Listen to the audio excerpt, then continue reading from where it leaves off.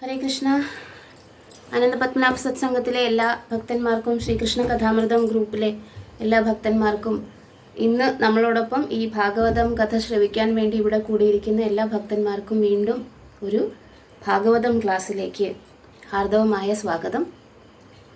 നമ്മളുടെ ഭാഗവതം ക്ലാസ് മുന്നോട്ട് പോകുമ്പോൾ ഇപ്പോൾ നമ്മൾ എത്തി നിൽക്കുന്നത് 4ാമത്തെ അധ്യായത്തിലാണ്. നമ്മൾ കഴിഞ്ഞ തവണ 4ാമത്തെ അധ്യായം, അതായത് നാരദ മഹർഷിയുടെ അപ്പിയറൻസിനെ കുറിച്ച് പ്രതിപാദിക്കുന്ന അധ്യായത്തിൽ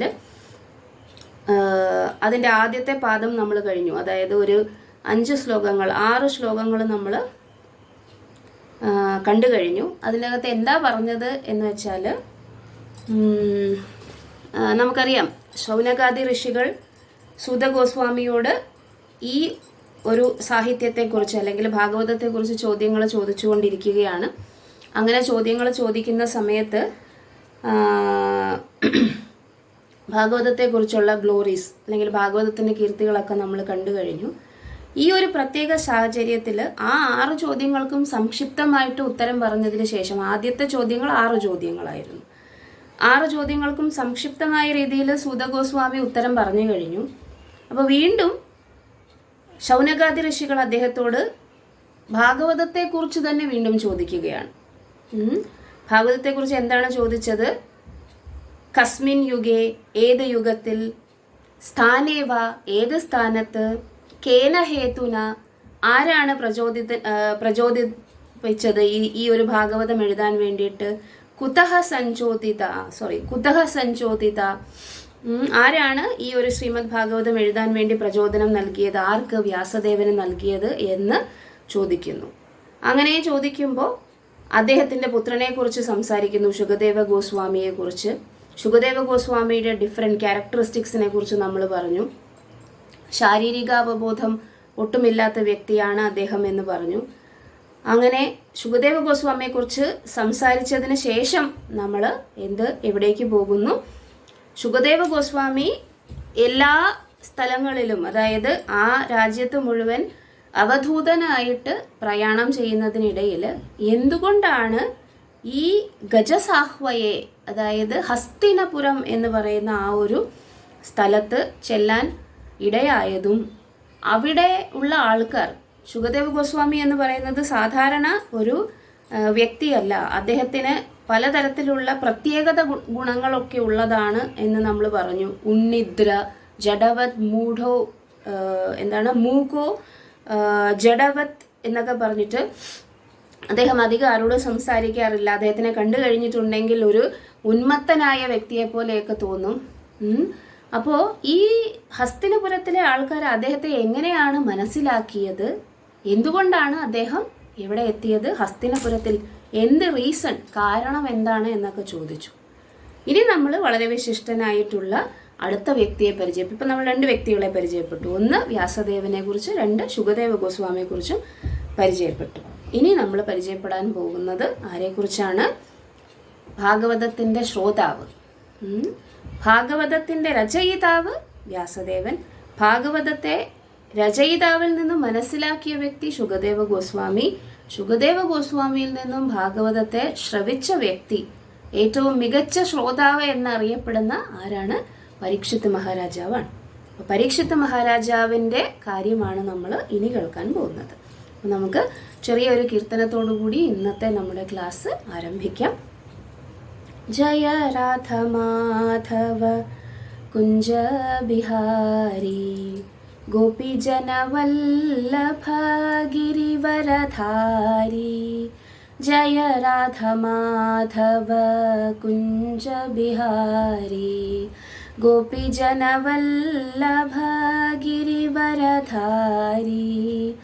യശോദനന്ദന വ്രജ ജനരഞ്ജന, യശോദാനന്ദന വ്രജ ജനരഞ്ജന. യമുനാ തീര വനചാരി, यमुना तीर वनचारी.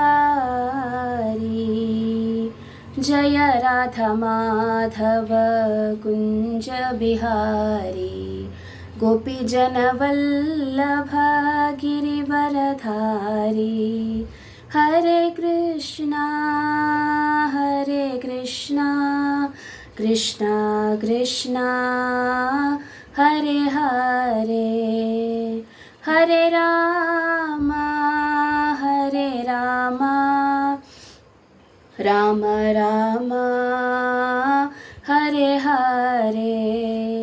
जय कृष्ण बलराम, जय कृष्ण बलराम, कृष्ण बलराम जय कृष्ण बलराम।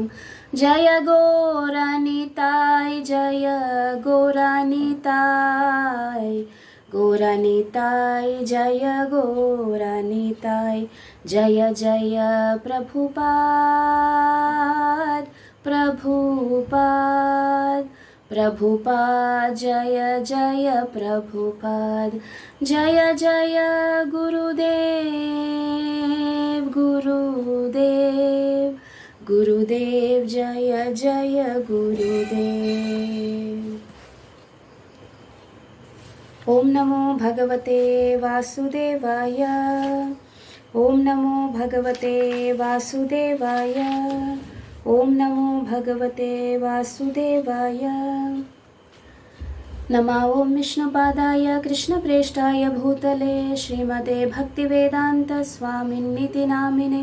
नमस्ते सरस्वते देवे गौरवाणी प्रचारिणे, निर्विशेष शून्यवादी पाश्चात्य देशतारिणे। जय श्री कृष्ण चैतन्य प्रभु नित्यानंद, श्री अद्वैत गदाधरा श्रीवासादि गौरभक्तवृंद। हरे कृष्ण कृष्ण कृष्ण हरे हरे, हरे राम राम राम हरे हरे। ഹരേ കൃഷ്ണ.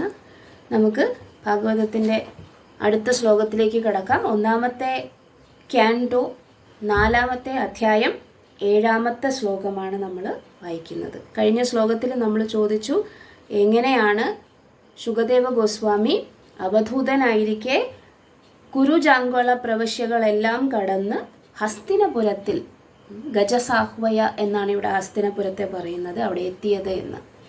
നമുക്ക് അടുത്ത ശ്ലോകത്തിലേക്ക് കടക്കാം. കഥം വാ പാണ്ഡവേയസ്യ രാജർഷേർ മുനിനാ സഹ സംവാദ സംഭൂതാത യത്രൈഷാ സാത്വതി ശ്രുതിഃ. കഥം വാ പാണ്ഡവേയസ്യ രാജർഷേർ മുനിനാ സഹ സംവാദ സമഭൂതാത യത്രൈഷാ സാത്വതി ശ്രുതിഃ. കഥം വാ പാണ്ഡവേയസ്യ രാജർഷേർ മുനിനാ സഹ സംവാദ സംഭൂതാത യത്രൈഷാ സാത്വതി ശ്രുതിഃ. പ്രഭുപാദിൻ്റെ ബുക്ക് വായിച്ചാൽ നമുക്ക് സംസ്കൃതവും കുറച്ച് പഠിക്കാം. സംസാരിച്ചില്ല എങ്കിലും എഴുതുന്നത് വായിച്ച് മനസ്സിലാക്കാൻ എന്തായാലും നമുക്ക് ശ്രമിക്കാം. കാരണം വളരെ കരുണാപൂർവം പ്രഭുപാദ് ഇതിനകത്ത് നമുക്ക് വേർഡ് ബൈ വേർഡ് ട്രാൻസ്ലേഷൻ തന്നിട്ടുണ്ട്. സംസ്കൃതത്തിൻ്റെ ശ്ലോകം എങ്ങനെയാണ് ഇംഗ്ലീഷിലോ മലയാളത്തിലോ വായിക്കേണ്ടത് എന്ന് അദ്ദേഹം പറഞ്ഞു തന്നിട്ടുണ്ട്. അപ്പം നമുക്ക് ചോദ്യങ്ങൾ തുടരുകയാണ്. എന്താണ് ചോദ്യം? കഥം. കഥം എന്ന് പറഞ്ഞാൽ എങ്ങനെ. നമ്മൾ നേരത്തെ കിം, കേന, ഉപായേന, പിന്നെ എന്താണ് കേന ഹേതുന, ഇങ്ങനെയൊക്കെ പറഞ്ഞു. അതൊക്കെ ചോദ്യങ്ങളാണ്. എന്തിന്, എങ്ങനെ, എപ്പോ, അങ്ങനെയൊക്കെ. അപ്പോൾ കഥം എന്ന് പറഞ്ഞാൽ ഹൗ അല്ലെങ്കിൽ എങ്ങനെ എന്നാണ് ചോദിക്കുന്നത്. എങ്ങനെ വളരെ അത്ഭുതകരമായിട്ടുള്ള ഒരു കാര്യമാണ് പാണ്ഡവരുടെ കുലത്തിൽ നടന്നിരിക്കുന്നത്. എങ്ങനെ എന്താണ് എങ്ങനെയെന്ന് ചോദിക്കുന്നത്? പാണ്ഡവേയസ്യ രാജർഷേർ. പാണ്ഡവേയസ്യ എന്ന് പറഞ്ഞാൽ പാണ്ഡവന്മാരുടെ കുലത്തിൽ. ആ കുലത്തിൽ ആരാണ്? രാജർഷി. യെസ്, പരീക്ഷിത്ത് മഹാരാജാവിനെ ആദ്യമായിട്ട് ഇൻട്രൊഡ്യൂസ് ചെയ്യുന്ന ഒരു ഈ ചാപ്റ്ററിൽ ആദ്യമായിട്ട് ഇൻട്രൊഡ്യൂസ് ചെയ്യുന്ന വേഴ്സാണ് രാജർഷി എന്ന് പറയുന്നത്. അദ്ദേഹം സാധാരണ ഒരു രാജാവല്ല. എന്താണ്? രാജർഷിയാണ്. രാജർഷി എന്ന് പറഞ്ഞാൽ എന്താണ്? ഡ്യൂട്ടി രാജാവിൻ്റെയാണ് ചെയ്യുന്നത്, പക്ഷെ ആചരിക്കുന്നത് ഋഷിമാരുടെ ജീവിതചര്യയാണ്. അതെങ്ങനെ സാധ്യമാകും? ഭഗവത്ഗീതയിലും പറയുന്നുണ്ട്. ഇത് ആരാണ് ഈ ശാസ്ത്രത്തെ, രാജർഷിമാരെ പോലെയുള്ള ആൾക്കാരാണ് ഈ ശാസ്ത്രത്തെ വന്നിട്ട് സ്വീകരിച്ചു പോന്നിരുന്നത് എന്ന് ഭഗവാൻ ഭഗവത്ഗീതയിൽ പറയുന്നു. അപ്പോൾ നമ്മൾ ഈ പഠിക്കുന്ന ഈ ഭാഗവതം, ഭഗവത്ഗീതയും മറ്റു വൈദിക ഗ്രന്ഥങ്ങളും ഒന്നും സാധാരണ ആൾക്കാരല്ല. ആക്ച്വലി ഇത് വളരെ ഉന്നതരായിട്ടുള്ള വ്യക്തികളാണ് സ്വീകരിച്ചും അതിനെ പ്രാവർത്തികമാക്കിയും പോന്നിരുന്നത് എന്നാണ് നമുക്ക് മനസ്സിലാക്കേണ്ടത്. അപ്പോൾ രാജർഷി ആരാണ്? പരീക്ഷിത് മഹാരാജാവ്. ഇനി പ്രത്യേകിച്ച് ആരോടായിരുന്നു? നേരത്തെ പറഞ്ഞ ആളാരായിരുന്നു? കഴിഞ്ഞ ശ്ലോകത്തിൽ നമ്മൾ പറഞ്ഞത് ശുകദേവ ഗോസ്വാമിയെ കുറിച്ച്. മുനിന സഹ സംവാദ. സംവാദം എന്താണ്? സംവാദം എന്ന് പറഞ്ഞു കഴിഞ്ഞാൽ പരസ്പരം സംസാരിക്കുന്നത്. മുനീന സഹ സംവാദ, മുനിയോട് സംസാരിച്ചു. ഏത് മുനിയോട്? ശുകദേവ ഗോസ്വാമിയുടെ കാര്യമാണ് പറയുന്നത്. അപ്പോൾ മുനിയോട് സംസാരിക്കാൻ സമഭൂത് താത. എന്താണ്? ഹൗ കഥം വാ പാണ്ഡവേയസ്യ. ഹൗ എങ്ങനെയാണ് ഈ രാജർഷി മുനിയോട് സംസാരിക്കാനുള്ള സാഹചര്യം ഉണ്ടായത്? അവർ തമ്മിലുള്ള ചോദ്യോത്തരമാണല്ലോ ശ്രീമദ് ഭാഗവതം എന്ന് പറയുന്നത്. അത് സൂത ഗോസ്വാമി അവരോട് പറയുകയാണ്, ശൗനകാദി ഋഷികളോട് പറയുകയാണ്. അപ്പോൾ ഈ ഒരു ഡിസ്കഷൻ അല്ലെങ്കിൽ ഈ ഒരു സംസാരം, ചർച്ച എങ്ങനെയാണ് നടന്നത്? ഹൗ കഥം എന്ന് ചോദിക്കുന്നു. അതെന്താണ്? ഈ സംസാരം എന്ന് പറയുന്നത് സാധാരണ സംസാരം അല്ല. താത എന്ന് പറഞ്ഞു കഴിഞ്ഞാൽ അല്ലയോ പ്രിയപ്പെട്ട ശുകദേവ ഗോസ്വാമി, സൂത ഗോസ്വാമിയെ എന്നാണ് പറയുന്നത്. അത്രയും പ്രിയപ്പെട്ടവനായിട്ടുള്ള വ്യക്തിയാണ് സൂത ഗോസ്വാമി. അതായത് ഭഗവാന്റെ കാര്യങ്ങൾ ആര് നമ്മൾക്ക് പറഞ്ഞു തരുന്നോ അത് നമ്മൾക്ക് വളരെ പ്രധാനപ്പെട്ട, അല്ലെങ്കിൽ നമ്മളുടെ ജീവിതത്തിൽ വളരെയധികം ഇഷ്ടപ്പെട്ട, അല്ലെങ്കിൽ നമ്മുടെ ജീവിതത്തിൽ വളരെയധികം പരിവർത്തനം സൃഷ്ടിക്കാൻ വേണ്ടിയിട്ട് ഉതകുന്ന ഒരു കാര്യമാണ്. അപ്പോൾ അത് പറഞ്ഞു തരുന്ന ആരെയും നമ്മൾക്ക് വളരെ പ്രിയപ്പെട്ടവനായി തന്നെ കണക്കാക്കണം. അതാണ് ഇവിടെ താത എന്ന പദം കൊണ്ട് സൂത ഗോസ്വാമിയെ ശൗനകാദി ഋഷിമാർ വന്നിട്ട് അഭിസംബോധന ചെയ്യുന്നത്. സമാഭൂത് താത യത്ര ഈശാ സാത്വതി ശ്രുതി. അതും അവർ പറഞ്ഞ കാര്യം എന്ന് പറയുന്നത് എന്താണ്? സാധാരണ കാര്യമൊന്നുമല്ലാതെ എന്താണ്? സാത്വതി ശ്രുതി, ട്രാൻസെൻഡന്റൽ, അതീന്ദ്രിയമായിട്ടുള്ള വേദങ്ങളുടെ എല്ലാം എസൻസിനെ കുറിച്ചാണ് അവർ സംസാരിച്ചത്. അത്രയും നോളജ് ആർക്കുണ്ട്? ശൗനകാദി ഋഷിമാർക്കുണ്ട്. അതുകൊണ്ടാണ് പറയുന്നത് പരീക്ഷിത് മഹാരാജാവ് എങ്ങനെയാണ് ശുകദേവ ഗോസ്വാമിയെ കണ്ടെത്തിയത്, അല്ലെങ്കിൽ ശുകദേവ ഗോസ്വാമി എങ്ങനെയാണ് പരീക്ഷിത് മഹാരാജാവിനെ കണ്ടെത്തിയത്? അപ്പോൾ എങ്ങനെയാണ് അവർ തമ്മിലുള്ള സംഭാഷണം? രാജർഷിയായ പരീക്ഷിത്തും മുനിമാരിൽ അഗ്രഗണ്യനായ ശുകദേവ ഗോസ്വാമിയും തമ്മിലുള്ള സംഭാഷണം എങ്ങനെയാണ് നടന്നത് എന്ന് ചോദിക്കുന്നു. ഇവിടെ ശ്രീല പ്രഭുപാദ് പറയുന്നു, ശ്രീമദ് ഭാഗവതം എന്ന് പറയുന്നത് വേദങ്ങളുടെ എല്ലാം എസെൻസ് ആണ്. നമ്മൾ നേരത്തെ പറഞ്ഞു എന്താണ്? നിഗമ കൽപ്പ തരോർ ഗലിതം ഫലം ശുകമുഖാദ് അമൃത ദ്രവ സംയുതം പിബത ഭാഗവതം. നിഗമ കൽപ്പതരോർ ഗലിതം ഫലം. എല്ലാ വേദങ്ങളെയും ഒരു മരമായി കണക്കാക്കാമെങ്കിൽ അതിൻ്റെ ഏറ്റവും റൈപ്പൻഡ് ഫ്രൂട്ടാണ് എന്ത്?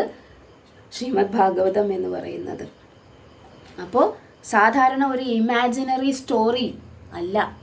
ഇതിനി നമ്മൾ ഈ ഭാഗവതത്തിലൂടെ യാത്ര ചെയ്യുമ്പോൾ പല സ്ഥലത്തും ഭാഗവതത്തിനെ കുറിച്ച് വളരെയധികം കാര്യമായിട്ട് പ്രകീർത്തിക്കുന്ന സ്ഥലങ്ങളിലെല്ലാം പറയും ഇത് വൈദിക സാഹിത്യങ്ങളുടെ എല്ലാം എസെൻസ് ആണ് എന്ന്.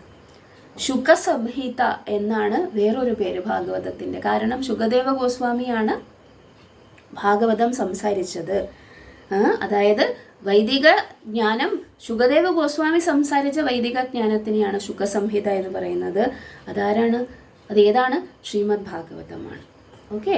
അപ്പം കഥം വാ പാണ്ഡവേയസ്യ രാജർഷേർ മുനിനാ സഹ സംവാദ സമാഭൂത് യത്ര ഏഷാ സാത്വതി ശ്രുതി. 3 കാര്യങ്ങളാണ്. ഒന്ന്, പാണ്ഡവന്മാരിൽ വളരെ പേരുകേട്ട വ്യക്തിയായ രാജർഷിയായ പരീക്ഷിത് മഹാരാജാവ്, വളരെ ഉന്നതനായിട്ടുള്ള വ്യക്തിത്വമുള്ള ശുകദേവ ഗോസ്വാമി, ഇവർ തമ്മിലുള്ള സംഭാഷണമാണ്.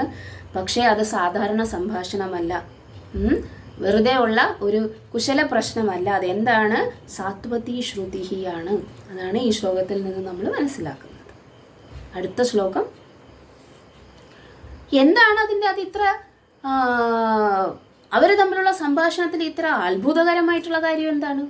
സാധാരണ ഋഷിമാർ വന്നിട്ട് എന്ത് ചെയ്യും? എല്ലാവരുടെ അടുത്തും സംസാരിക്കാറുള്ളതല്ലേ. പിന്നെ എന്താണ് ഇത്ര അത്ഭുതകരമായിട്ടുള്ള കാര്യം?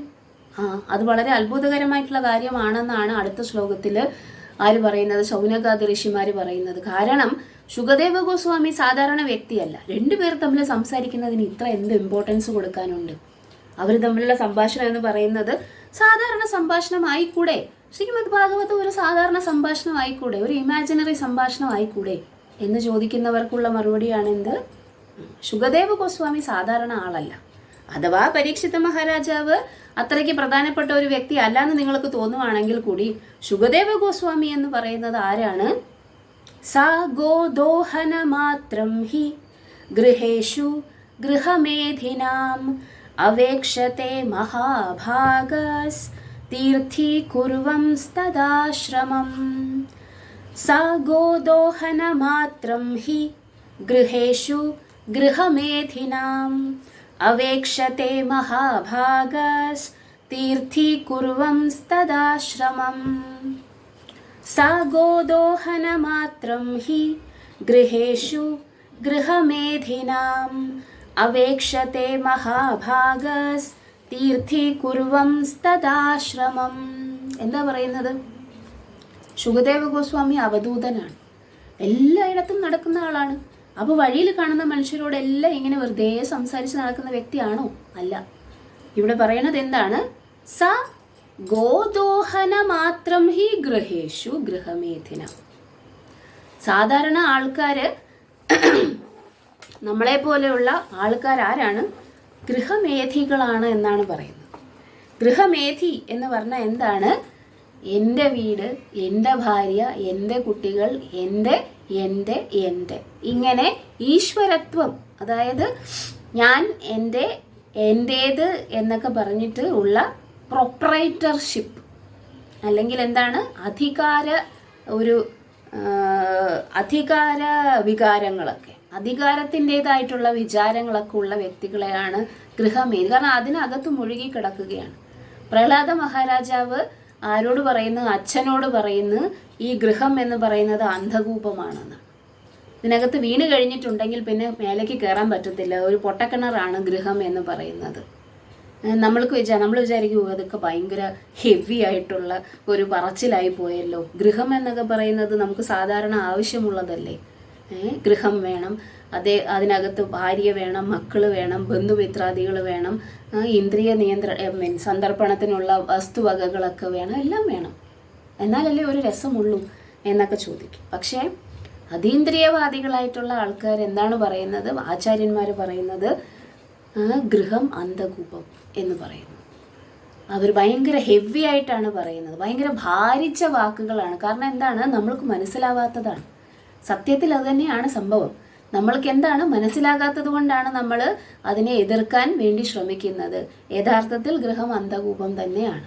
കാരണം അതിനകത്ത് പെട്ടുപോയാൽ, അതായത് ആ ഒരു ജീവിതത്തിൽ പെട്ടുപോയി കഴിഞ്ഞിട്ടുണ്ടെങ്കിൽ നമുക്ക് നമ്മുടെ ആത്യന്തിക ലക്ഷ്യത്തെക്കുറിച്ച് ചിന്തിക്കാനുള്ള ബോധം ചിലപ്പോൾ ഉണ്ടാവുകയില്ല. അങ്ങനെയാണ് അതിനെ അന്ധകൂപം എന്ന് പറയുന്നത്. യഥാർത്ഥത്തിൽ ഭൗതിക ലോകം എന്ന് പറയുന്നത് ഒരു താൽക്കാലികമായിട്ടുള്ള സ്ഥലമാണ്. ഈ താൽക്കാലികമായിട്ടുള്ള സ്ഥലത്തിൽ നമ്മൾ വന്നിരിക്കുന്നത് എന്തിനാണ്? ഒരു ദുർഗുണ പരിഹാര പാഠശാലയായിട്ടാണ്. ഈ ദുർഗുണ പരിഹാര പാഠശാല എന്ന് പറയുന്നത് എന്താണ്? അവിടെ സ്ഥിരം താമസിക്കാൻ വേണ്ടിയിട്ടല്ലല്ലോ. അവിടെ എങ്ങനെയാണ് ഇവിടെ നിന്നും പുറത്തു പോകേണ്ടത് എന്ന് പഠിപ്പിക്കാൻ വേണ്ടിയിട്ടാണ്. നല്ല ഗുണങ്ങൾ ആർജിച്ച് ഇതിൽ നിന്നും പുറത്തു പോകാൻ വേണ്ടിയിട്ടാണ് എന്തിന് നമ്മളെ ദുർഗുണ പരിഹാര പാഠശാലയിലാക്കുന്നത്. പക്ഷെ നമ്മൾ എന്ത് ചെയ്യുന്നു?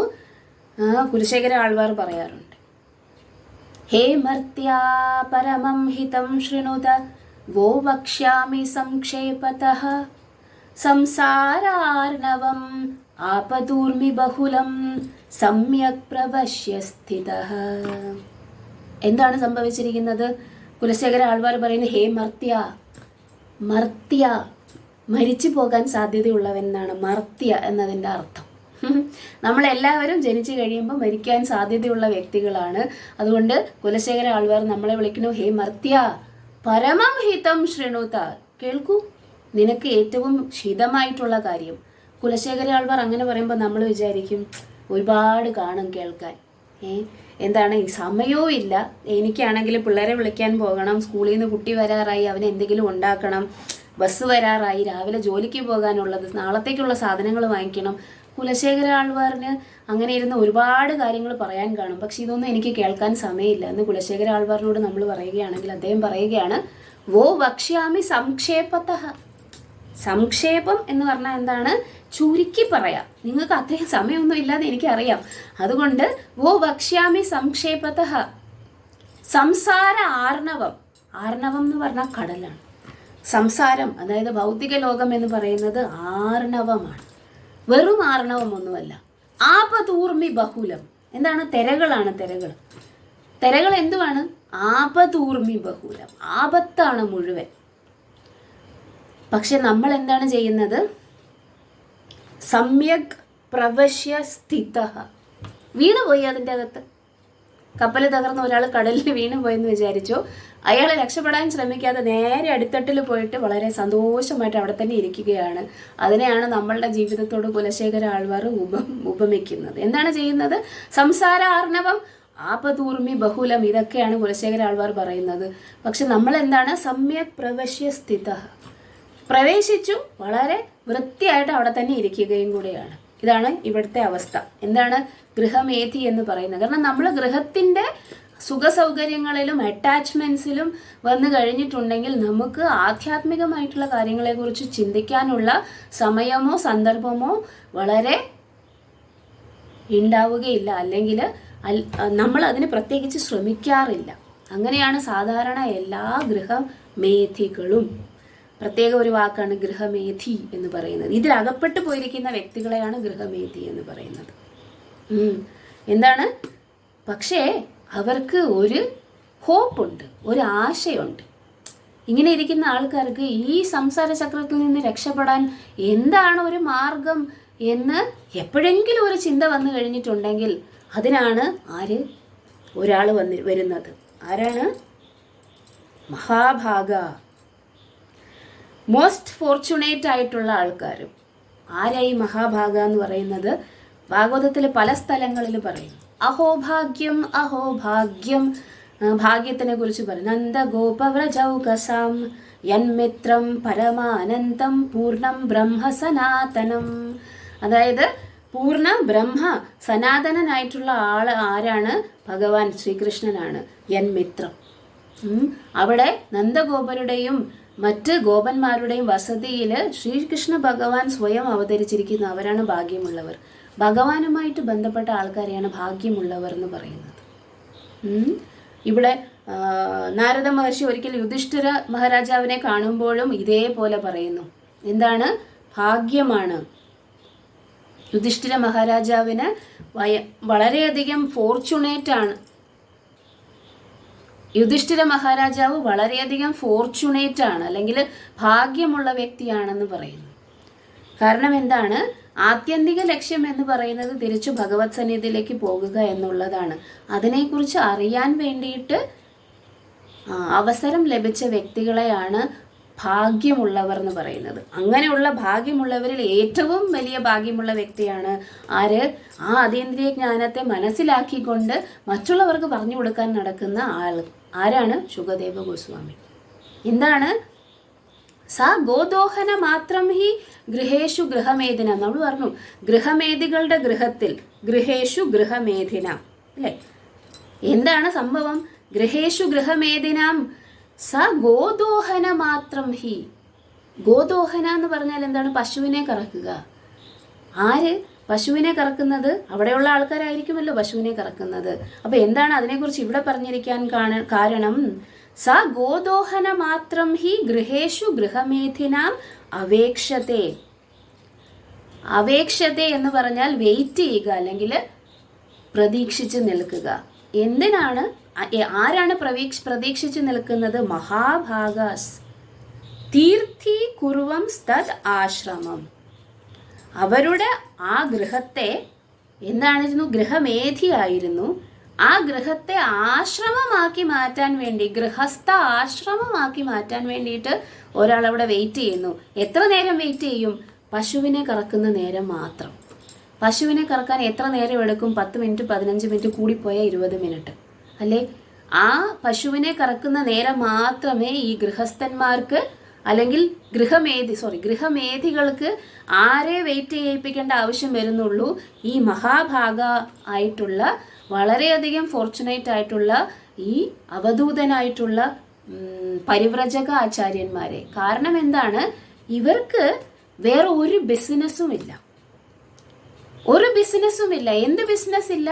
ഈ ഗൃഹമേധികളുടെ ഭവനം വിസിറ്റ് ചെയ്യുന്നതിന് അവർക്ക് എന്തെങ്കിലും കിട്ടാൻ വേണ്ടിയിട്ടോ അവരുമായിട്ട് കൂടുതൽ അസോസിയേറ്റ് ചെയ്യാൻ വേണ്ടിയിട്ടോ, എത്രത്തോളം സന്തോഷകരമായിട്ടുള്ള ദാമ്പത്യ ജീവിതവും മക്കളും ഒക്കെയാണ് നിങ്ങൾക്കുള്ളത് എന്ന് അവരോട് അസൂയപ്പെടാൻ വേണ്ടിയിട്ടോ, അല്ലെങ്കിൽ ഇതൊന്നും എനിക്ക് ഇല്ലല്ലോ എന്ന് പറഞ്ഞ് ഇല്ലാത്തതിനെ കുറിച്ച് ഓർത്ത് വിഷമിക്കാൻ വേണ്ടിയിട്ടോ ഒന്നും അല്ല ആരവിടെ പോകുന്നത്.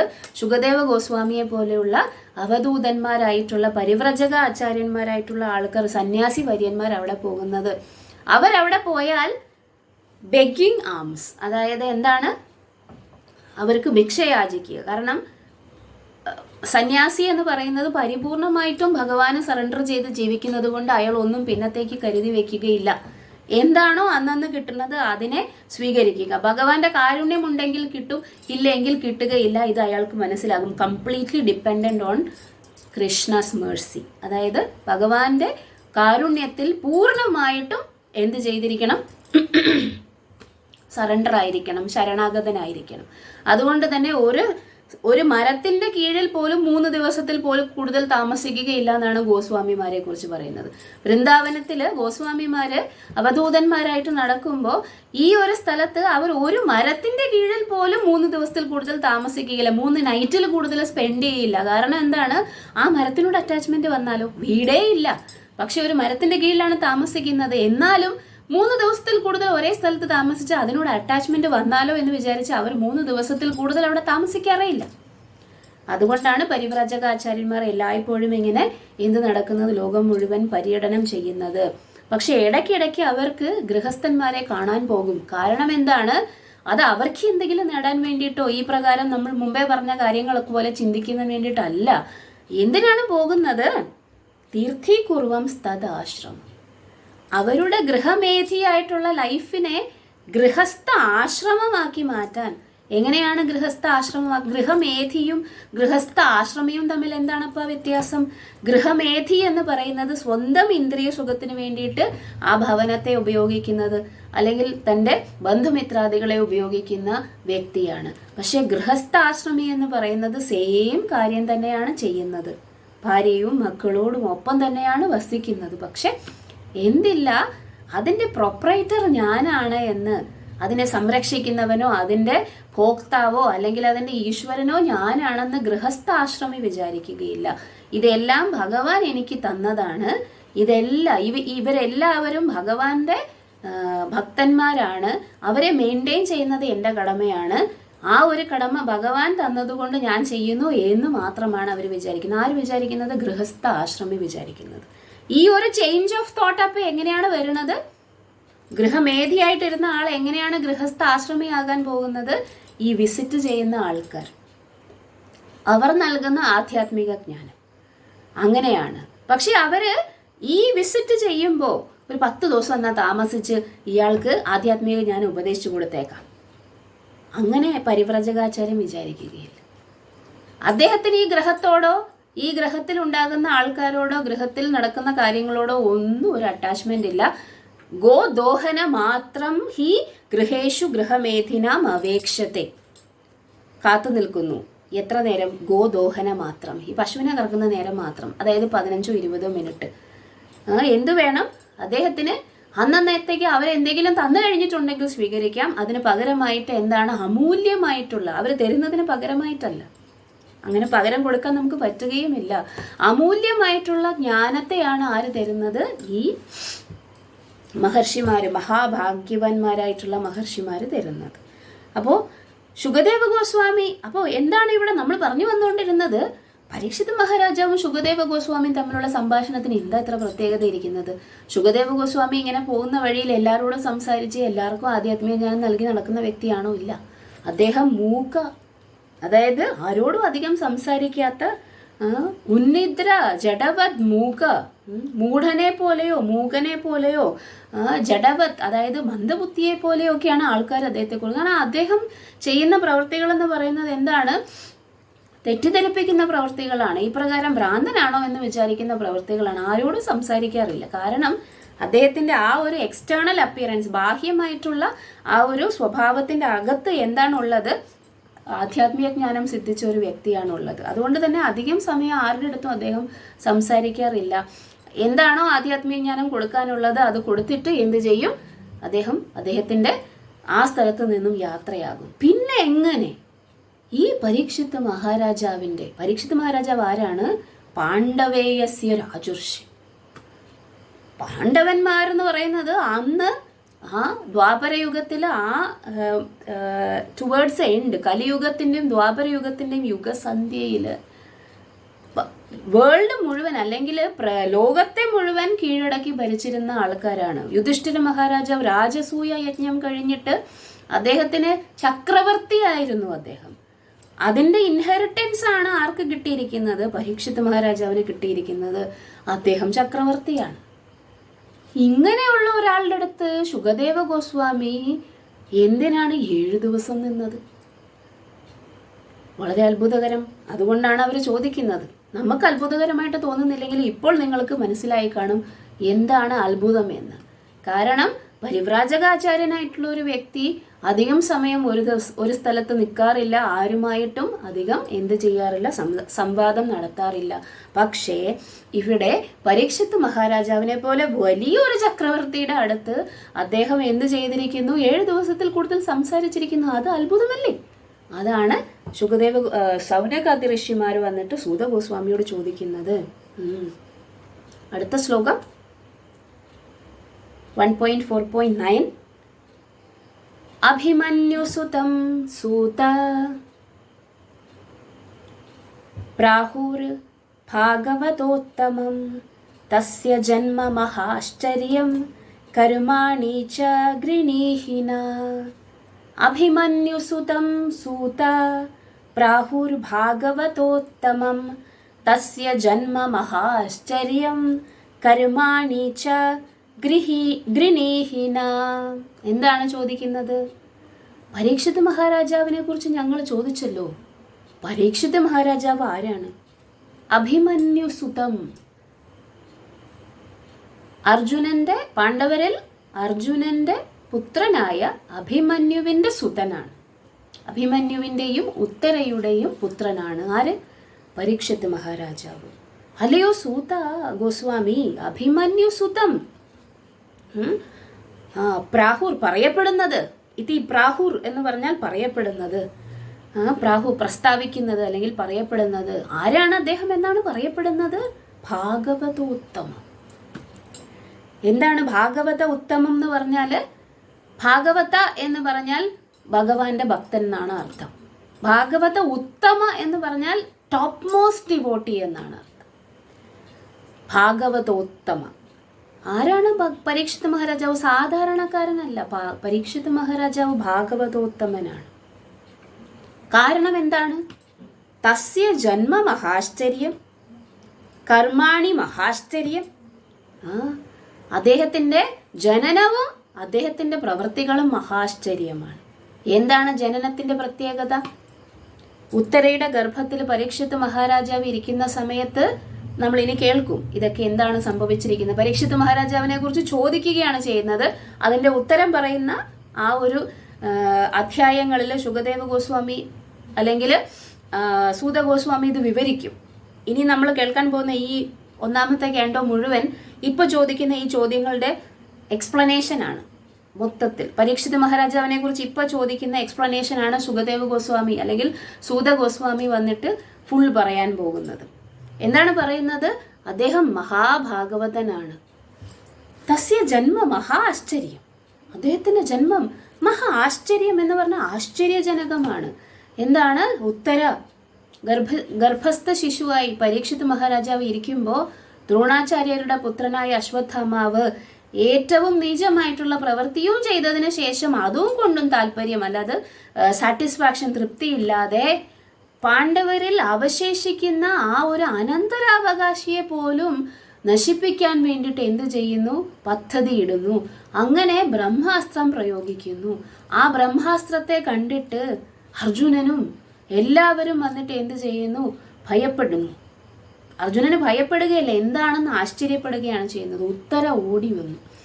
ഉത്തരയ്ക്ക് 5 വളരെ മികച്ച പിതാവിന്റെ സ്ഥാനത്തുള്ള അർജുനൻ, ഭീമൻ, നകുലൻ, സഹദേവൻ, യുധിഷ്ഠിരൻ എന്ന് പറയുന്ന ഈ 5 പിതാക്കന്മാർ എന്ന് പറയുന്നത് അഭിമന്യുവിന്റെ പിതൃസ്ഥാനത്തിരിക്കുന്ന ആൾക്കാരെ കുറിച്ചാണ്. അവരുടെ അടുത്ത് പോകാമായിരുന്നു.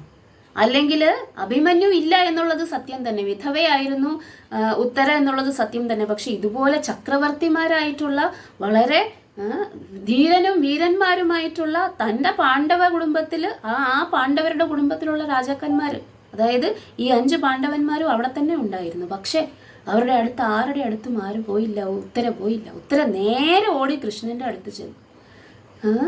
എന്താണ്? പാഹി പാഹി മഹായോഗിൻ ദേവദേവ ജഗത്പതേ നാന്യം തദഭയം പശ്യേത് യത്ര മൃത്യു പരസ്പരം. പാഹി പാഹി, എന്നെ രക്ഷിക്കൂ, എന്നെ രക്ഷിക്കൂ. മഹായോഗിൻ അല്ലയോ മഹായോഗിയായിട്ടുള്ള ഭഗവാനെ. ദേവദേവ, ദേവന്മാരിൽ ദേവനായിട്ടുള്ള ജഗത്പതേ, ജഗത്തിന്റെ പതിയായ ഭഗവാനെ.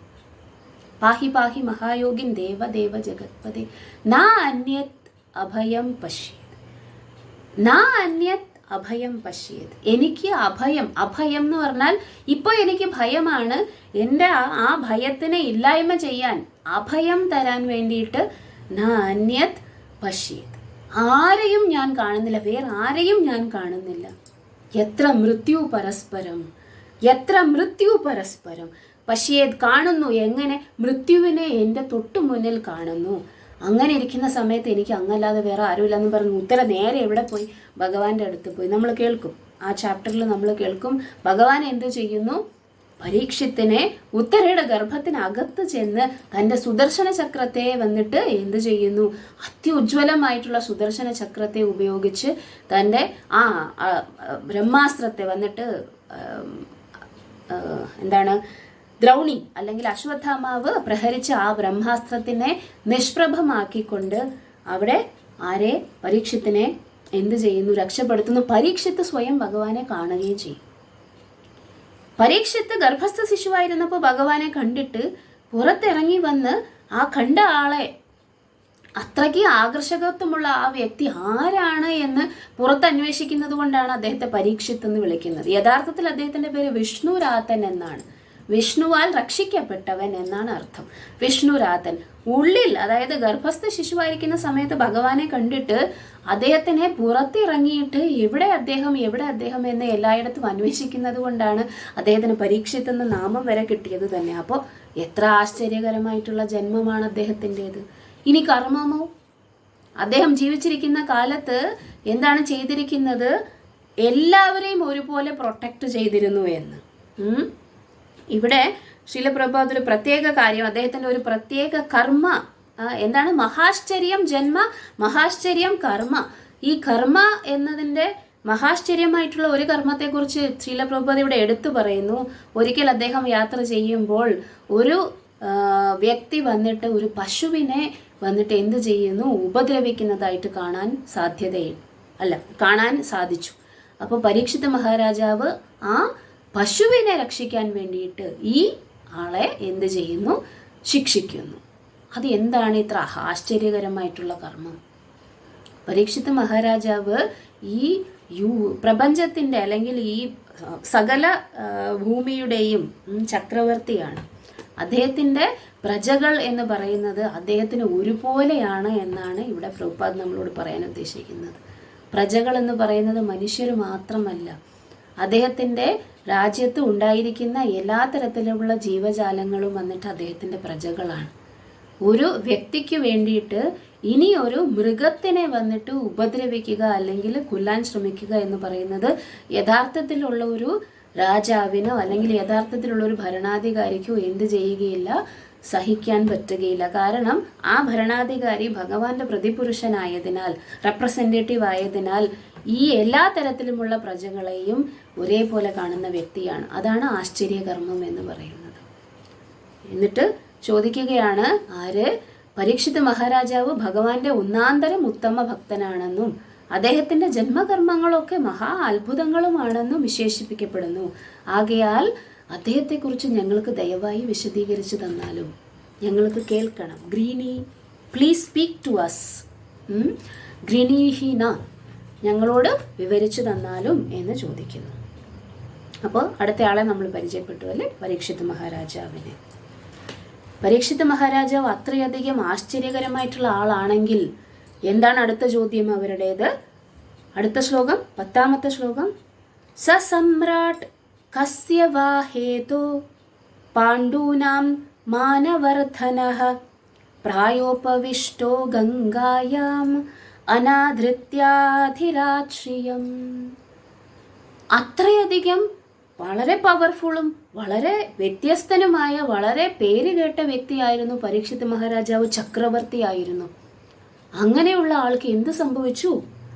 സമ്രാട്ട് കസ്യ വാ ഹേതോ പാണ്ഡൂനാം മാനവർദ്ധനഃ പ്രായോപവിഷ്ടോ ഗംഗായാം അനാധൃത്യാധിരാശ്രിയം. എന്താണ്? സമ്രാട്ട് കസ്യ വാ ഹേതോ പാണ്ഡൂനാം മാനവർദ്ധനഃ പ്രായോപവിഷ്ടോ ഗംഗായാം അനാധൃത്യാധിരാശ്രിയം. എന്ത് സംഭവിച്ചു പരീക്ഷിത് മഹാരാജാവിന്?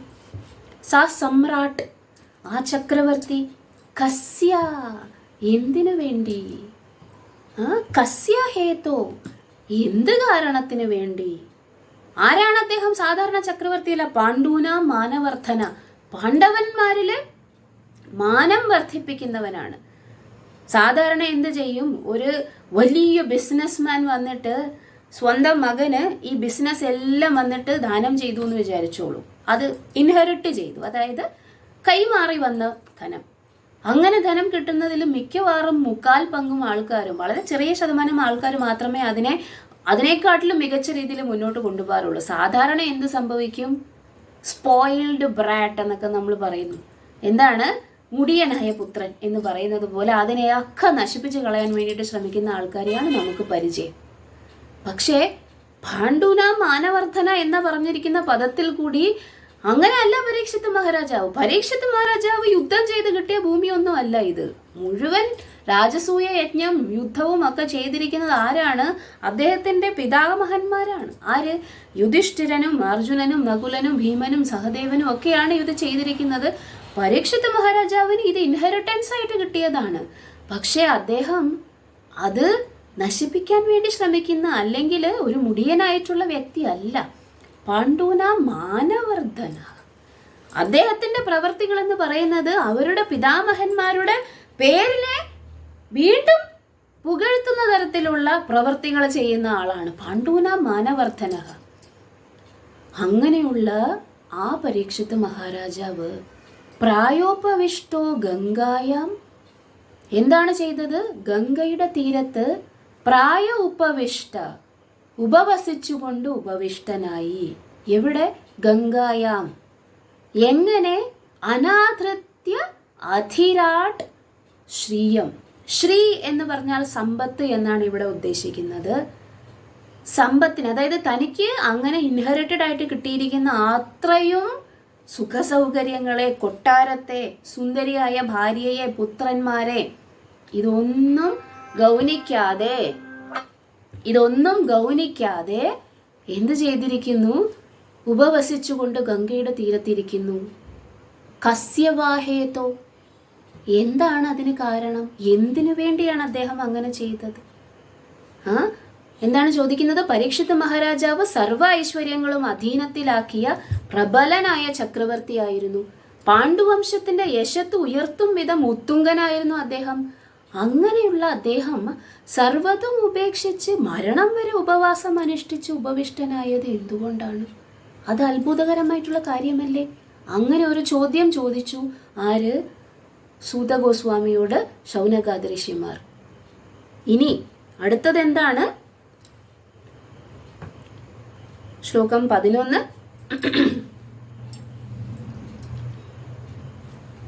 11ാമത്തെ ശ്ലോകം നമുക്ക് വായിക്കാം.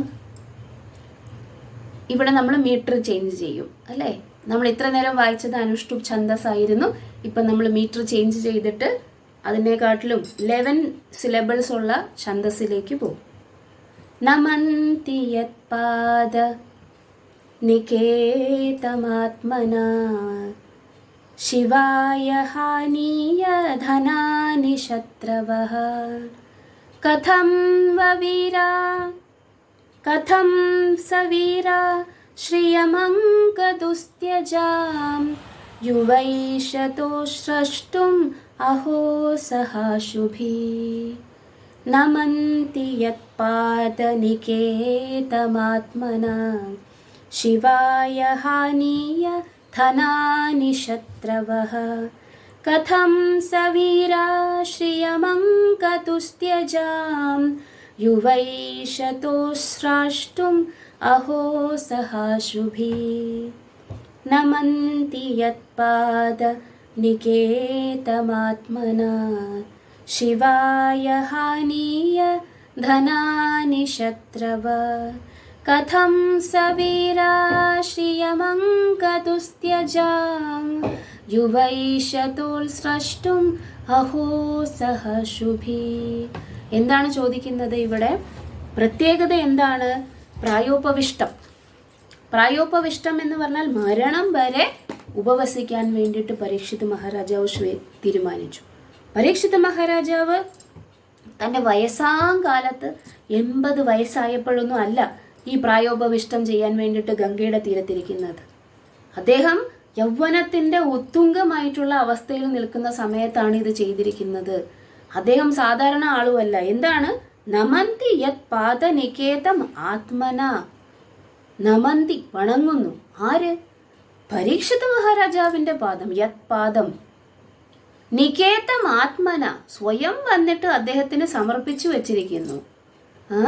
ശിവായ, ആർക്ക്? മംഗളകരം ആയ കാര്യങ്ങൾക്ക് വേണ്ടിയിട്ട്. ഹാനീയ ധനാനി ശത്രവഃ, ശത്രുക്കൾ പോലും ആ പരീക്ഷിത് മഹാരാജാവിൻ്റെ മുന്നിൽ വന്ന് വണങ്ങിയിട്ട് എന്ത് ചെയ്യുന്നു? സ്വന്തം ധനവും ആത്മാവിനെ പോലും, അല്ലെങ്കിൽ സ്വയമായി തന്നെ അദ്ദേഹത്തിനെ എന്ത് ചെയ്തിരിക്കുന്നു? ആത്മനഃ, അതായത് സ്വന്തമായിട്ടും എന്താണ് സ്ഥാവര ജംഗമ വസ്തുക്കൾ ഉൾപ്പെടെ എല്ലാം കൊണ്ടുവന്ന് പരീക്ഷിത് മഹാരാജാവിൻ്റെ കാൽക്കൽ വന്നിട്ട് എന്ത് ചെയ്തിരിക്കുന്നു? സമർപ്പിച്ചിരിക്കുന്നു. അങ്ങനെ ഒരു വീരനാണ്. കഥം സവീര, അങ്ങനെയുള്ള അദ്ദേഹം ഏത് കാരണത്താലാണ് ശ്രീയം അംഗ ദുസ്ത്യജാം, അല്ലയോ അംഗ. അംഗ എന്ന് പറഞ്ഞാൽ എന്തായിരുന്നെന്നായിരുന്നു നമ്മൾ നേരത്തെ പഠിച്ചത്. അദ്ദേഹം അംഗം എന്ന് പറഞ്ഞു കഴിഞ്ഞാൽ വളരെയധികം പ്രിയപ്പെട്ട, ശരീരത്തിന്റെ ഒരു അംഗത്തെ പോലെ പ്രിയപ്പെട്ടവൻ എന്നാണ് അല്ലേ അംഗം എന്നതിന്റെ അർത്ഥം.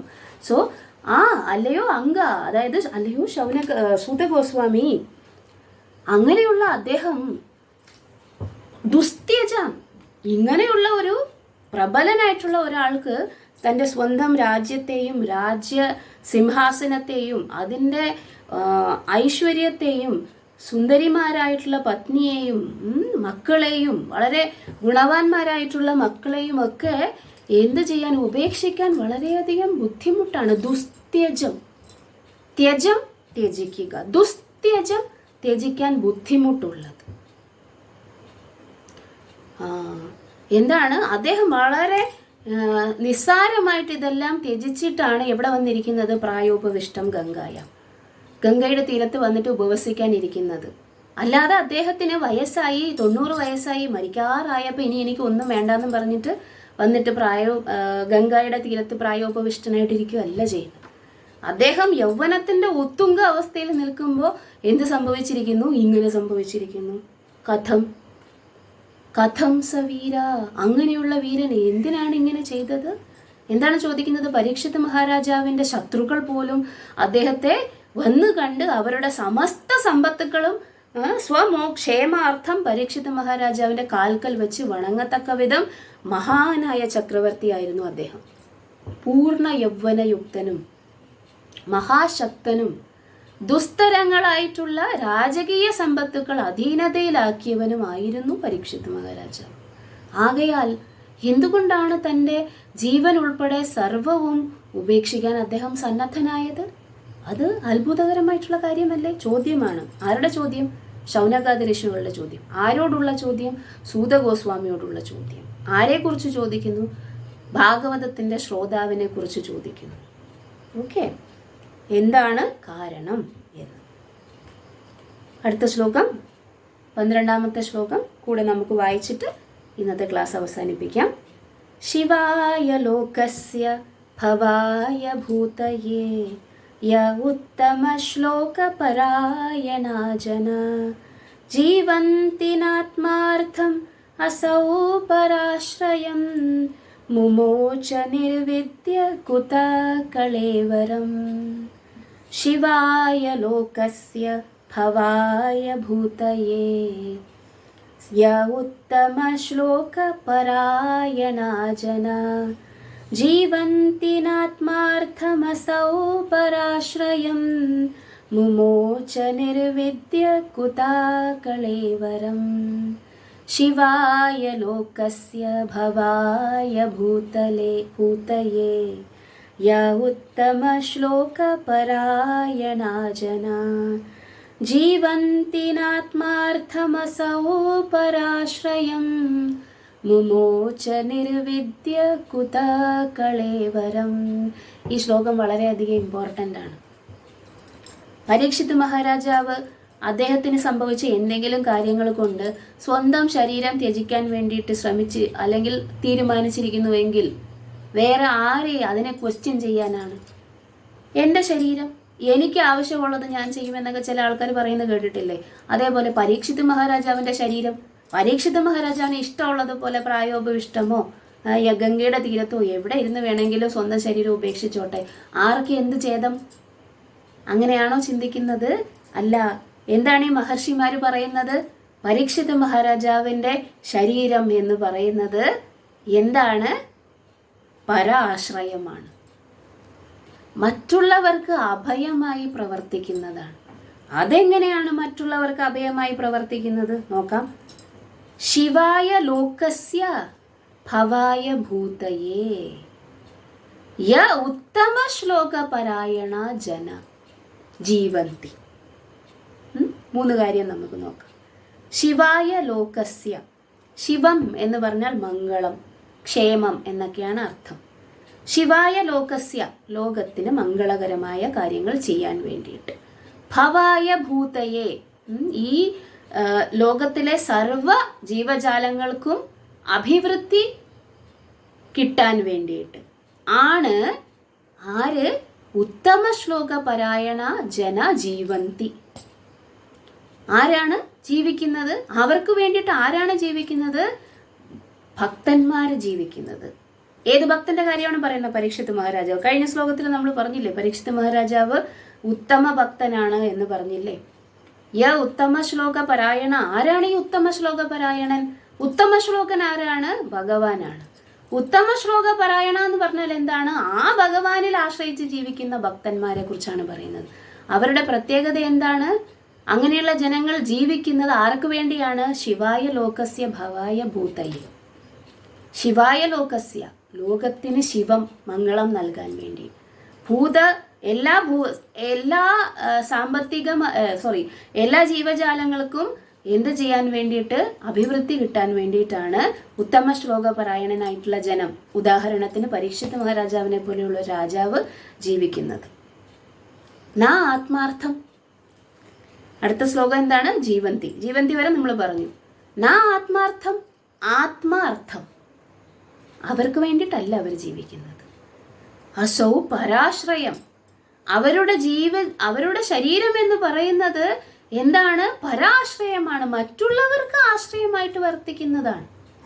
പരീക്ഷിത് മഹാരാജാവ് ആ ഒരു രാജസിംഹാസനത്തിൽ ഇരിക്കുന്നതും ആ രാജ്യകാര്യങ്ങൾ വ്യാപൃതനായിരിക്കുന്നതും ആരാണ്? അദ്ദേഹം എന്നാണ് പറഞ്ഞിരിക്കുന്നത്. രാജർഷി. പാണ്ഡവസ്യ രാജർഷി, പാണ്ഡവ കുലത്തിൽ ജനിച്ചിരിക്കുന്ന രാജർഷി. എന്താണ് രാജർഷി? രാജാവിനെ പോലെ കർത്തവ്യം ചെയ്യും, പക്ഷെ ഋഷിയെ പോലെ ദിനചര്യ അനുഷ്ഠിക്കും. എന്താണ് ഇത് തമ്മിലുള്ള വ്യത്യാസം? രാജാവും ഋഷിയും തമ്മിൽ എവിടെയാണ് എന്താണ് ആനയും ആടും തമ്മിലുള്ള വ്യത്യാസം ഉണ്ടെന്ന് പറയുന്നത്. രാജാവ് എങ്ങനെയാണ് ജീവിക്കുന്നത്, ഒരു ഋഷി എങ്ങനെയാണ് ജീവിക്കുന്നത്, ഇതിന് രണ്ടിനെയും ചേർത്ത് എങ്ങനെ ജീവിക്കാൻ പറ്റും? നോക്കൂ, പരീക്ഷിത് മഹാരാജാവിന് ആ ഒരൊറ്റ നിമിഷത്തിൽ അതെല്ലാം ഉപേക്ഷിക്കാൻ വേണ്ടിയിട്ട് ഒന്നും ചിന്തിക്കേണ്ടി വന്നില്ല. അദ്ദേഹത്തിന്റെ ഭവനം, രാജസിംഹാസനം, കൊട്ടാരം, സമ്പത്ത്, സ്വത്തുവകകൾ, ഭൂമി, ഭാര്യ, മക്കൾ, ഈ സൈന്യം, ഇതൊന്നും വന്നിട്ട്, ബലം, ഇതെല്ലാം വന്നിട്ട് ത്യജിക്കാൻ വേണ്ടി അദ്ദേഹത്തിന് ക്ഷണനേരം ശൃംഗി വന്നിട്ട് അദ്ദേഹത്തിനെ തക്ഷകൻ എന്ന ആ ഒരു സ്നേക്ക് ബേർഡ് കടിച്ച് അദ്ദേഹം മരണത്തിലേക്ക് പോവട്ടെ, അല്ലെങ്കിൽ അദ്ദേഹം ജീവൻ ഉപേക്ഷിക്കാൻ വേണ്ടിയിട്ട് ഭവിക്കട്ടെ എന്ന് പറഞ്ഞു 7 ദിവസത്തിനകത്ത്. ഇത് കേട്ടതും പരീക്ഷിത മഹാരാജാവ് അയ്യോ എല്ലാം ഇങ്ങനെ സംഭവിച്ചല്ലോ എന്നും പറഞ്ഞ് അവിടെ അലമുറയിട്ട് കരഞ്ഞിനി എനിക്ക് എന്താണ് സംഭവിക്കുക, എൻ്റെ സിംഹാസനത്തിന് ആര് നോക്കും, എൻ്റെ ഭാര്യ ആര് നോക്കും, മക്കളെ ആര് നോക്കും എന്നൊക്കെ പറഞ്ഞിട്ട് എന്ത് ചെയ്തില്ല, വിലപിച്ചുകൊണ്ട് അവിടെ ഇരുന്നില്ല. ക്ഷണനേരം കൊണ്ട് എന്ത് ചെയ്തിരിക്കുന്നു, അത് ഭഗവാന്റെ അറേഞ്ച്മെന്റ് ആയിട്ട് എടുത്തിട്ട് പ്രായോപവിഷ്ടം ഗംഗയുടെ തീരത്ത് പോയിട്ട് എന്ത് ചെയ്തിരിക്കുന്നു, ഒരു നിമിഷം പോലും അദ്ദേഹത്തിന് വേണ്ടി വന്നില്ല. അത് ഡിറ്റാച്ച്മെന്റ്, അനാസക്തി എന്ന് പറയും. അതുകൊണ്ടാണ് അദ്ദേഹത്തിന് ഉത്തമ ശ്ലോക പരായണ ജന ജീവന്തി നാ ആത്മാർത്ഥം, എനിക്ക് വേണ്ടിയിട്ടല്ല ജീവിക്കുന്നത് എന്ന് ആര് പറയുന്നു? പരീക്ഷിത് മഹാരാജാവിന് അദ്ദേഹം ജീവിക്കുന്നത് ആർക്ക് വേണ്ടിയിട്ടല്ല, അദ്ദേഹത്തിന് വേണ്ടിയിട്ടല്ല, പിന്നെ എന്തിനു വേണ്ടിയിട്ടാണ്? അങ്ങനെ ഒരു ഉത്തമ ശ്ലോക പരായണനായിട്ടുള്ള ജനം ആ ഭൂമിയുടെ അധിപതിയാണെങ്കിൽ യഥാ രാജ തഥാ പ്രജ, അല്ലേ? എങ്ങനെയാണോ, എന്താണ് ഭഗവത്ഗീതയിൽ പറയും, യദ് യദ് ആചരതി ശ്രേഷ്ഠ തത് തത് ഏവേ ഇതരോ ജനഃ. ഇൻഫ്ലുവൻഷ്യൽ ആയിട്ടുള്ള ആൾക്കാർ എന്ത് ചെയ്യുന്നോ അവരെ ഫോളോ ചെയ്യുന്ന ജനങ്ങളും അതേ പാത പിന്തുടരും. പരീക്ഷിത് മഹാരാജാവിനെ പോലെയുള്ള ഒരു ഉത്തമ ശ്ലോക പാരായണനായിട്ടുള്ള വ്യക്തി ആ സാമ്രാജ്യത്തിന് അധിപനാണെങ്കിൽ അവിടുത്തെ ആൾക്കാരെന്ന് പറയുന്നത് എത്ര ഭാഗ്യവാന്മാരായിരിക്കും. ഒരു ഉത്തമ ഭക്തനെ അവരുടെ രാജാവായിട്ട് തിരഞ്ഞെടുത്തു. അദ്ദേഹത്തിന്റെ കീഴിൽ ആ ഒരു റിലീജിയസ് ആയിട്ടുള്ള അല്ലെങ്കിൽ ധർമ്മിഷ്ഠനായിട്ടുള്ള ആ വ്യക്തിയുടെ കീഴിൽ ധർമ്മത്തിനനുസരിച്ച് ജീവിക്കുക എന്ന് പറയുന്നത് വളരെയധികം ഫോർച്ചുനേറ്റ് ആയിട്ടുള്ള, ഭാഗ്യകരമായിട്ടുള്ള ഒരു കാര്യമാണ്. അതുകൊണ്ടാണ് അദ്ദേഹത്തിന്റെ ശരീരം എന്ന് പറയുന്നത് അദ്ദേഹത്തിന് തോന്നുന്നത് പോലെ ഉപയോഗിക്കാൻ പറ്റുന്നതല്ല. പരാശ്രയം. മുമോച നിർവിദ്യ കുതഹ കളേവരം. ഈ കളേവരം, അദ്ദേഹത്തിന്റെ ശരീരം എന്ന് പറയുന്നത് കുതഹ, എന്ത് കാരണത്താലാണ് ഉപേക്ഷിച്ചത്? മുമോച. ഇതാണ് പ്രശ്നം. പരീക്ഷിത് മഹാരാജാവ് സ്വന്തം ശരീരം ഉപേക്ഷിക്കുന്നത് ഓക്കെ, പക്ഷെ സ്വന്തം ശരീരം ഉപേക്ഷിക്കുന്നതിന് അദ്ദേഹം എന്ത് കാരണത്താലാണ് അങ്ങനെ ഉപേക്ഷിക്കേണ്ട ഒരു ആവശ്യം വന്നത്? നോക്കൂ, വിവർത്തനത്തിൽ പ്രഭുപാദ് പറയുന്നു, ആരാണോ പരമദിവ്യോത്തമ പുരുഷൻ ഹേതുവായി മറ്റുള്ളവരുടെ ക്ഷേമത്തിനും പുരോഗതിക്കും സന്തോഷത്തിനും വേണ്ടി സ്വജീവിതം പ്രതിജ്ഞ അർപ്പിതം ചെയ്തിരിക്കുന്നത്, അവർ യാതൊരു സ്വാർത്ഥ താല്പര്യങ്ങൾക്കും ആയിട്ട് ജീവിക്കുന്നില്ല. ആകയാൽ ചക്രവർത്തി സർവവിധ ഭൗതിക വിഭവ അഭിനിവേശങ്ങളിൽ നിന്നും സ്വതന്ത്രനായതിനാൽ മറ്റുള്ളവരുടെ അഭയകേന്ദ്രമായി പ്രവർത്തിക്കുകയായിരുന്നു. അദ്ദേഹത്തിന്റെ നശ്വര ശരീരത്തെ ത്യജിക്കാൻ അദ്ദേഹത്തിന് എങ്ങനെ സാധ്യമാകും? ആ ശരീരം ആരുടെയാണ്? ആശ്രയസ്ഥാനമാണ്, പര ആശ്രയം ജനങ്ങളുടെ. പിന്നെ എങ്ങനെയാണ് അദ്ദേഹത്തിന് നിമിഷ നേരം കൊണ്ട് അല്ലെങ്കിൽ ആ കളേവരത്തെ ത്യജിക്കാൻ വേണ്ടിയിട്ട് ഗംഗയുടെ തീരത്ത് പോയി പ്രായോപവിഷ്ടം ചെയ്യുന്നത്? വളരെ മനോഹരമായിട്ടുള്ള ചോദ്യങ്ങളാണ്, അല്ലേ? നമ്മൾ ഒരിക്കലും ചിന്തിക്കുകയില്ല. പരീക്ഷിത് മഹാരാജാവ് തക്ഷകൻ കടിച്ച് മരിക്കാൻ വേണ്ടിയിട്ട് ശൃംഗി ശപിച്ചു. അങ്ങനെ അദ്ദേഹം എല്ലാം ഉപേക്ഷിച്ച് ഗംഗയുടെ തീരത്ത് പോയിരുന്നു. അതിലെന്താ എത്ര കാര്യം ഇരിക്കുന്നത്? പരീക്ഷിത് മഹാരാജാവിന്റെ ശരീരം പരീക്ഷിത് മഹാരാജാവിന് ഇഷ്ടമുള്ളതുപോലെ ചെയ്യാം. പക്ഷെ ഇങ്ങനെ അല്ല ചിന്തിക്കുന്നത്. ഇങ്ങനെയാണ്. എന്താണ് ചിന്തിക്കുന്നത്? അയ്യോ, അദ്ദേഹം വളരെയധികം പരമഭക്തനാണ്. അദ്ദേഹത്തിന്റെ ശരീരം എന്ന് പറയുന്നത് ആ രാജ്യത്തെ എല്ലാ ജനങ്ങൾക്കും എന്തായിട്ട് വർത്തിക്കുന്നതാണ്? ആശ്രയമായിട്ട് വർത്തിക്കുന്നതാണ്. കാരണം അദ്ദേഹത്തിനെ പോലുള്ള രാജാവ് ഉണ്ടായാൽ ആ രാജ്യത്തെ സകല ജനങ്ങളും രാജാവിനെ പിന്തുടർന്ന് എന്താകും? ധർമ്മിഷ്ഠരായി ജീവിക്കും. അദ്ദേഹം പോയി കഴിഞ്ഞിട്ടുണ്ടെങ്കിൽ ആ ജനങ്ങൾക്ക് എന്ത് സംഭവിക്കും എന്ന് ഈ മുനിമാർ ചിന്തിക്കുന്നു. ഇതാണ് എന്ത് ഭക്തന്മാരുടെ ചിന്ത എന്ന് പറയുന്നത്. ഓക്കെ, വളരെ മനോഹരമായിട്ടുള്ള ഈ ശ്ലോകത്തോടുകൂടി നമുക്ക് ഇവിടെ ഈ ഭാഗവതം ക്ലാസ് അവസാനിപ്പിക്കാം. അടുത്ത ക്ലാസ്സിൽ നമ്മൾക്ക് 13ാമത്തെ ശ്ലോകം മുതൽ സ്റ്റാർട്ട് ചെയ്യാം. ഹരേ കൃഷ്ണ.